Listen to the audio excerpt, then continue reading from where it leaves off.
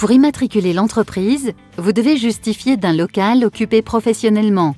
Pour un commerce de détail, l'emplacement et le local commercial seront déterminants, alors que pour une activité de service, le créateur peut travailler chez lui.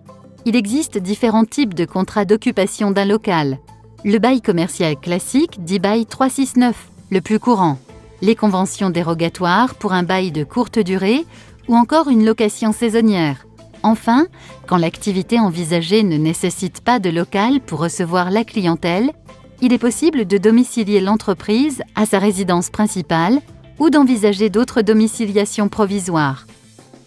Le choix de la forme juridique doit tenir compte notamment de votre volonté de vous associer, de votre régime matrimonial et des risques sur votre patrimoine personnel et sa protection en conséquence, du développement et ou de la transmission envisagée pour l'entreprise, de la fiscalité la plus adaptée à votre situation personnelle, du meilleur statut social pour le ou les dirigeants de votre entreprise.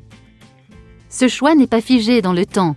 La forme juridique pourra par la suite changer, mais nécessitera une déclaration spécifique auprès du Centre de formalité des entreprises. Les porteurs de projets seuls ont le choix de créer une entreprise en leur nom propre ou sous forme de société unipersonnelle, EURL ou SASU. S'ils souhaitent créer avec des associés, diverses formes de sociétés pluripersonnelles existent. D'autres alternatives sont néanmoins envisageables. L'entreprise individuelle est une structure au fonctionnement souple. Le patrimoine personnel du chef d'entreprise peut être engagé pour faire face aux dettes éventuelles de l'entreprise. Mais il est possible de protéger vos biens, soit en procédant à une déclaration d'insaisissabilité, soit en affectant un patrimoine professionnel. Les sociétés sont soumises à un formalisme plus important. Elles entraînent la rédaction de statuts, un dépôt de capital à la banque et des publications officielles.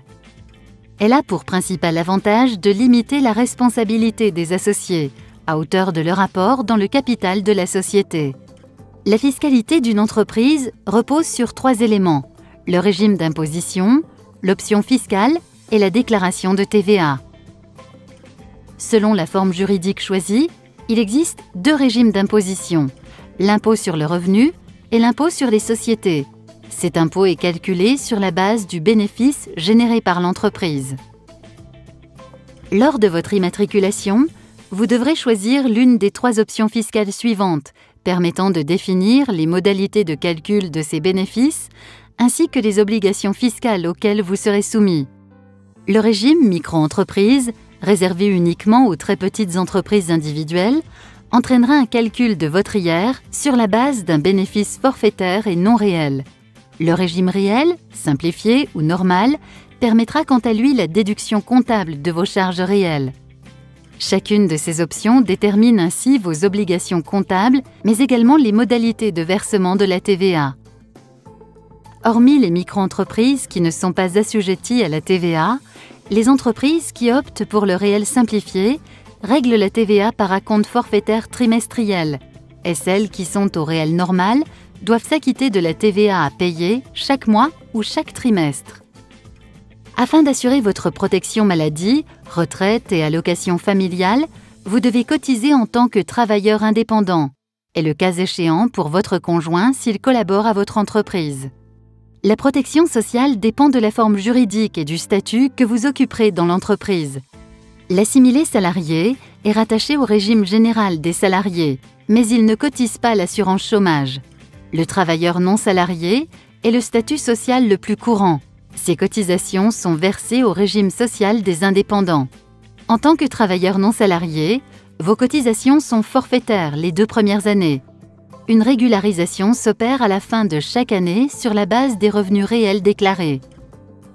Les petites entreprises individuelles, rattachées au régime de la micro-entreprise, sont donc soumises à un chiffre d'affaires plafond et peuvent, selon leur activité, opter pour le régime de l'auto-entrepreneur.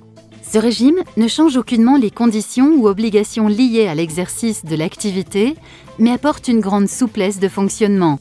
Il permet de simplifier les formalités déclaratives, mais surtout de simplifier le calcul et le paiement des cotisations sociales et de l'impôt sur le revenu.